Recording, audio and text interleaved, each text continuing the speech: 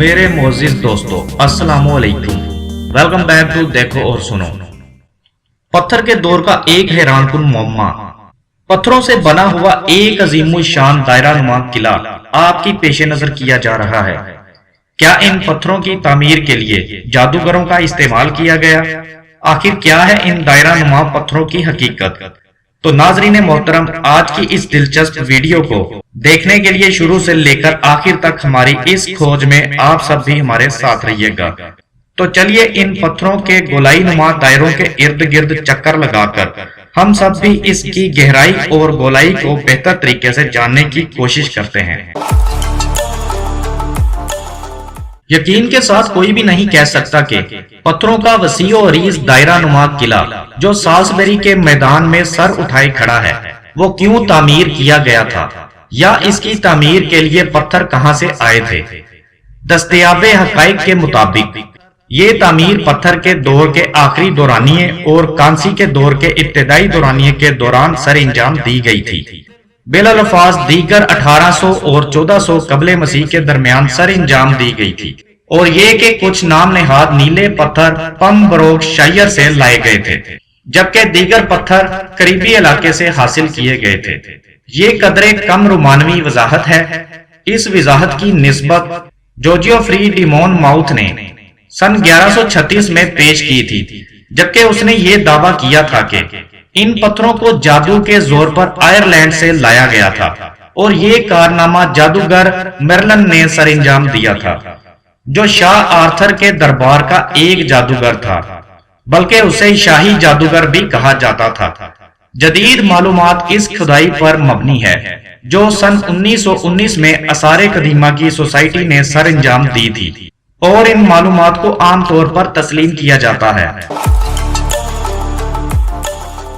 उस दौर में पत्थरों के दायरे गैर मामूली अहमियत के हामिल न थे, और ये बरतानिया और फ्रांस में दीगर मुकामात पर भी मौजूद हैं। ये तसव्वुर करना भी ऐन मुमकिन है कि ये मजहबी नौइयत की वजाहत सर इंजाम देते थे, क्योंकि इब्तदाई दौर के कई एक मजहब सितारों और सैयारों पर बुनियाद करते थे। पत्थरों के इस दायरे में दिलचस्प और काबिले दीदा महारत है जो गोलाई के हामिल निट्सल की तामीर में इस्तेमाल की गई है। इस तामीर का डिजाइन गोलाई का हामिल है, और तामीर के तमाम तर ढांचे के इर्द गिर्द गोलाई की हामिल एक खंदक है, जिसके किनारे के अंदर 56 गड़े वाक़या हैं। बैरूनी किनारे और अंदरूनी पत्थरों के दायरों के दरमियान 2 मजीद हल्के हैं। ये कहना मुमकिन नहीं कि ये दिफाई नुक्ता निगाह के तौर पर तामीर किए गए थे, या फिर सजावटी नुक्ता नजर के तहत तामीर किए गए थे।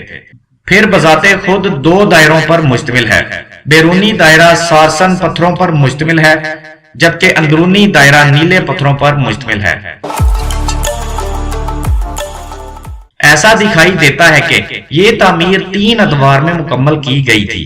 पहला दौर 1800 कबले मसीह का दौर था, और दूसरा दौर 1700 कबले मसीह का दौर था, और ये वो दौर था जबकि तामीर में नीले पत्थरों का इजाफा किया गया था।